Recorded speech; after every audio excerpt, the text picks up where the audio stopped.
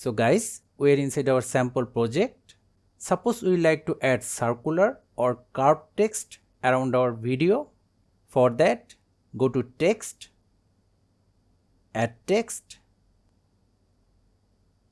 Suppose XXX University of Bullshit 1969. Go to fonts, select the font type, preferably bold, then styles, look for curve,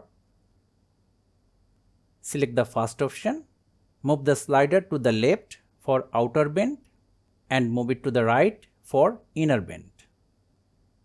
Go back to the text, adjust the size, then go to spacing, match your text size with the circle. Finally, go to basic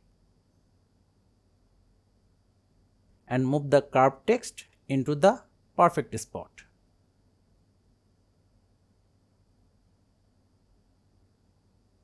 And we are done. So thank you guys for watching. Have a good day.